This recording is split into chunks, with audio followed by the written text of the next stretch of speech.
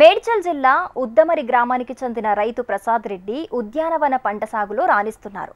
అందర్లా కాకుండా వందల సంఖ్యలో పలు విభిన్న రకాల పండ్ల మొక్కలను సాగు చేస్తున్నారు.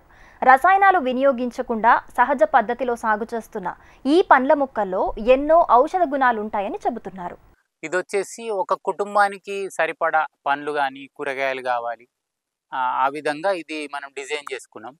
ముఖ్యంగా ఇక్కడ గూడా ఏందంటే లేబర్ ఉండరు. లేబర్ లేకుండా, దున్నకుండా మనకు గావాల్సింది అంటే బ్రహ్మాండమైన పంట, అన్ని పోషక విలువలతో కూడిన పండ్లు గానీ, కూరగాయలు ఎలా తీసుకోవాలనేది ఇక్కడ మనం చూద్దాం.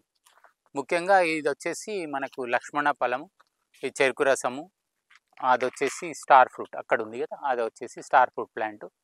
ఇది నోని ఫ్రూట్ది ఏంటంటే దీనిది ఇయర్ వైజ్గా ఎప్పుడు కాతుంటుంది. మీద చూస్తే ఫ్లవరింగ్ ఉంటుంది, ఈ మధ్య స్టేజ్లో ఒకటి ఉంటుంది, ఇది పండు దశలో ఒకటి ఉంటుంది. ఇది దాదాపు అయినట్టు. మామూలుగా ఇది డైరెక్ట్ తినలేము. ఇది మనం ఏం చేసుకోవాలంటే మామూలుగా ఒక నిమ్మకాయ తీసుకోవాలి, కొద్దిగా బెల్లము. ఇది డైరెక్ట్ తెంపిన తర్వాత 2 రోజుల తర్వాత మాగుతుంది. దీన్ని మిక్సీ పట్టుకొని ఒక నిమ్మకాయ ప్లస్ బెల్లం వేసి 2 గ్లాసులు నీళ్లు పోసుకొని జ్యూస్ చేసుకొని తాగొచ్చు, బాగుంటుంది. మామూలుగా దీని జ్యూస్ 1000 రూపాయలు అట్లా అమ్ముతారు. దానికంటే ఈ చెట్టు పెట్టుకొని ఇట్లా డైరెక్ట్ తీసుకోవడం వల్ల ఎక్కువ మేలు ఉంటుంది అన్నట్టు, ఎక్కువ మేలు జరిగే అవకాశం ఉంటుంది హెల్త్ వైజ్గా. ఇమ్యూనిటీ బూస్టర్ అని అంటారు. ఇది క్యాన్సర్ కూడా రాకుండా చూస్తుందని అంటారు. ఇది మామూలు ఇదేమో దశేరి ప్లాంట్ మామిడి. ఇప్పుడు ఇదన్నీ అల్లనేరేడు అండి. ఈసారి బాగా వచ్చింది క్రాప్, టోటల్ పెద్దగా అయిపోయి 8 ఇయర్స్ తర్వాత అల్లనేరేడు వస్తుంది జనరల్గా. కొంతమంది ఏంటంటే 1 ఇయర్కి వస్తుంది అంటారు, కానీ అట్లా రావు. ఇప్పుడు వచ్చేటి ఏమన్నా చెప్పలేం, కానీ మాకు మాత్రం 8 సంవత్సరాల తర్వాత వచ్చింది. ఇది వచ్చేసి రూబీ పింక్ పాంగ్ అని, ఇది లోగన్ జాతి చెందింది. ఇది కొత్తగా పెట్టిన ప్లాంట్. ఇది ఈ ప్లాంట్ వచ్చేసి 1200 రూపాయలు. అయితే దీనికి 2 వేసాను, ఎందుకంటే నాకు ఇది ఇష్టము.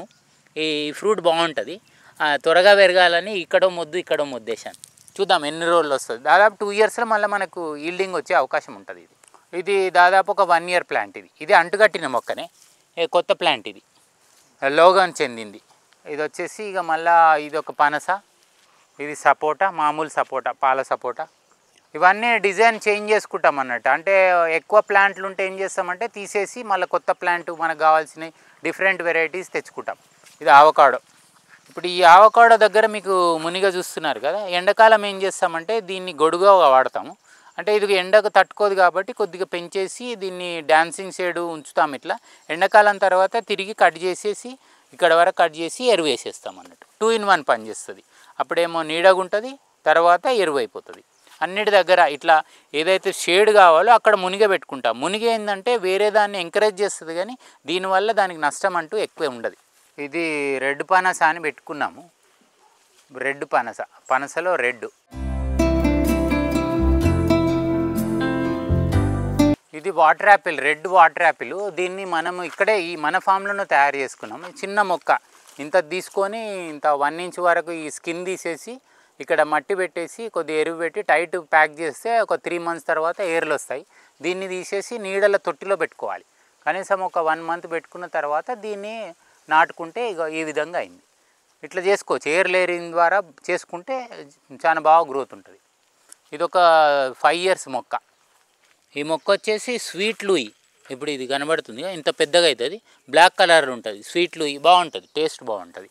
ఇది వచ్చేసి మెక్సికన్ బాదం, అంటే అదేమో మన ఇండియన్ బాదం. ఈ మెక్సికన్ బాదం ఏంటంటే కాయ అయిన తర్వాత పలుకుతుంది, చెట్టు మీదనే పలుకుతుంది. అట్లా మనం తీసుకొని తినొచ్చు. ఇది బాగానే ఉంది గ్రోత్. ఇది 1 year అయింది, కానీ స్పీడ్ గ్రోత్ ఉంది, బాదం సంబంధించింది. ఇది వెల్వెట్ యాపిల్. ఇది వెల్వెట్ యాపిల్ అక్కడ పెద్దది ఉంది, ఆల్రెడీ ఫ్రూటింగ్ వస్తుంది. ఇది ఒకటి చిన్న పెట్టినాం. వెల్వెట్ అంటే కొద్దిగా చాక్లెట్ కలర్లు ఉంటుంది, బాగానే ఉంటుంది, స్వీట్గా ఉంటుంది ప్లాంట్. ఈ డ్రాగన్ ఏమో అవిషకి ఎక్కించాము. ఇవన్నీ ఈ డ్రాగన్ ఏర్లు ఎక్కి బాగానే ఉంది. క్రాప్ కూడా బాగానే వస్తుంది. ఇది సెకండ్ క్రాప్, ఫస్ట్ క్రాప్ అయిపోయింది, ఇది సెకండ్ క్రాప్. ఇది వచ్చేసి ఇది కూడా అవిష. మా అబ్బాయి పెట్టిండు, దీని ఆపోజిట్లో బాగుంటుంది. అవిష పెడితే అదే ఎక్కింది డ్రాగన్. చూడండి అవన్నీ ఏర్లు బ్లాక్ చేసుకుంది, బ్లాక్ చేసుకొని ఎక్కింది అంత పై వరకు. అక్కడ వరకు మనకు అందుతాయి, పైన అందాయి. ఇదేమో ఏకబిల్వం, అదే శివునికి శ్రేష్టమైంది ఏకబిల్వం. ఇదేమో సంపెంగ, ఎల్లో సంపెంగ. రామ్ సీతాఫల్ ఇది కూడా క్యాన్సర్కి వాడతారు. ఇది కూడా బాగానే ఉంటుంది ఫ్రూటు. అంత స్వీట్ ఉండదు కానీ హెల్త్ పరంగా చాలా బెనిఫిట్స్ ఉన్నాయి. ఇది ఎక్కువ ఇంట్లో ఎవరు తినరు, నేను మాత్రం బాగా తింటాను ఇది. అంటే అన్ని సీజన్లు వచ్చే పండ్లు తింటే ఆ సీజన్లో వచ్చే వ్యాధులను ఎదుర్కోవడానికి శక్తి వస్తుంది, అంటే మనకు రెసిస్టెన్స్ ఇంప్రూవ్ అవుతుంది అన్నట్టు. ఇవి వచ్చేసి శ్రీగంధము, ఇవన్నీ పిట్టలేసినాయి. ఆ పిట్టలేసినవి ఏంటంటే ఎక్స్ట్రా గ్రోత్ ఉంటాయి, అవి నీళ్ళు అక్కర్లేదు ఏమక్కర్లేదు, బ్రహ్మాండంగా పెరుగుతాయి. అదే జామ అనుకోవచ్చు, ఇవి కానీ బాగా పెరుగుతాయి. పంట దిగుబడి కోసం రసాయనాలు వినియోగించటం వల్ల అటు పర్యావరణానికి ఇటు రైతులకు నష్టం కలిగించడమే కాకుండా ప్రజలకు కొత్త రోగాలను తెచ్చిపెడుతున్నాయి. అలా కాకుండా సహజ పద్ధతిలో మొక్కలకు పోషకాలను అందిస్తూ ఉన్నారు. ఇందుకోసం ప్రత్యేకంగా ఎలాంటి ఖర్చు లేకుండా వ్యవసాయ క్షేత్రంలో లభించే పంటల అవశేషాలను వినియోగిస్తున్న ఈ విధానంపై ప్రసాద్ గారి మాటల్లో మరింత వివరంగా తెలుసుకుందాం. ఇది వచ్చేసి దీనికి ఎరువు, సపోజ్ ఇది మనం అదంతా మునిగా అదేంటంటే ఎరువు సంబంధించింది, కట్ చేసి ఎక్కడిదక్కడ వేస్తాం. ఇప్పుడు ఈ తుంగ వేసాం కదా, ఇది మునిగా ఇది వేసినాము, ఇది డైలీ డీకంపోస్ట్ అయ్యి దీనికి కావాల్సింది ఏదైతే ఆహారం ఎరువు రూపంలో ఇది డైలీ అందుతుంది. మాకు తెలిసి దాదాపు 1 సంవత్సరం పాటు ఈ ఎరువు దీనికి అందిస్తుంది, అంటే డైలీ కావాల్సింది. సపోజ్ ఇది మనం బియ్యం అనుకుందాం, ఈ బియ్యాన్ని అన్నంగా మార్చే క్రియ ఎర్త్వామ్ చేస్తాయి, బ్యాక్టీరియా చేస్తుంది, కింద బ్యాక్టీరియా తినుకుంటా డైలీ కావాల్సింది ఇస్తుంటుంది. అదే సపోజ్ మనము ఒక 5-6 తట్టల మాగిన పేడ వేసామనుకోండి, కొద్ది % మాత్రమే దీనికి వెళ్తుంది, మిగిలినదంతా గాలిలో కలిసిపోవడము వృధా అవుతుంది. ఇది అట్లా కాదు, దాదాపు 100% ఈ ప్లాంట్కి వెళ్తుంది అన్నట్టు. ఇక్కడ బ్యాక్టీరియా దీన్ని తిని ఇక్కడే కన్వర్ట్ చేసి ఇవ్వడం వల్ల ఎక్కువ బెనిఫిట్స్ ఈ ప్లాంట్కి ఉంటాయి. అదే మనం పేడ ఎక్కువ వేసినట్టయితే దాంట్లో కూడా కొద్దిగా చెడు బ్యాక్టీరియా ఉంటుంది, దీనికి కీడు చేసే అవకాశం కొద్ది మోతాదులో ఉంటుంది. ఇది లక్ష్మణ ఫలం అయింది, ఇది మొన్న అవకాడో వేసాం. ఇప్పుడు ఆ తుంగనేమో కొత్తగా వేసింది, ఇది చూడండి దాదాపు ఈ కవర్ అంతా తినేసింది. ఇది చూస్తే మనకు అర్థమైపోతుంది, ఇదంతా తినేస్తుంది బ్యాక్టీరియా. ఈ కింద కూడా ఎక్కువ తింటుంటుంది. ఇట్లా ఇది చూసినట్టయితే మనకి ఇది మీకు అర్థమైపోయి ఉంటుంది ఎంత కంపోస్ట్ అవుతుందని. దాదాపు ఇది ఒక 6 months నుంచి ఇట్లా తింటుంది అన్నట్టు. ఇదంతా నేల గుల్లబారి ఉంటుంది.